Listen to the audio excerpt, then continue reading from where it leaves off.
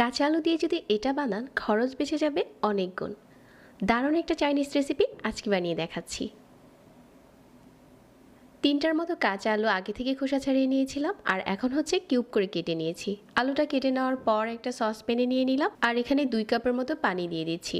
পর্যাপ্ত পানিতে আলুটা খুব ভালো করে সিদ্ধ করে নিয়েছি। কেটে আলু সিদ্ধ করলে কিন্তু অনেক তাড়াতাড়ি সিদ্ধ হয়ে যায়। তারপর আমি একটু চেক করে নিচ্ছি আলুটা খুব ভালো সিদ্ধ হয়েছে কিনা। এখন এই সিদ্ধ করা আলুটা একটা বাটিতে নিয়ে নিচ্ছি। আলুটা গরম থাকা অবস্থাতেই খুব ভালো করে ম্যাশ করে নিতে হবে, যতটা সম্ভব মিহি করে ম্যাশ করতে হবে। তো আমার এখানে আলুটা ম্যাশ করা হয়ে গেছে। এখন হচ্ছে এখানে আমি দিয়ে দিচ্ছি স্বাদ মতো লবণ। তারপর দিয়ে দিচ্ছি 2 টেবিল চামচ ময়দা। ময়দা হাতের কাছে না থাকলে কর্নফ্লাওয়ার দিতে পারেন, আবার চাইলে এখানে আটাও দিতে পারেন। এখন আলুর সাথে খুব ভালো করে মিশিয়ে নেওয়ার পর এখান থেকে এরকম ছোট ছোট করে নিয়ে হাত দিয়ে প্রথমে চেপে চ্যাপ্টা করে বানিয়ে নিচ্ছি।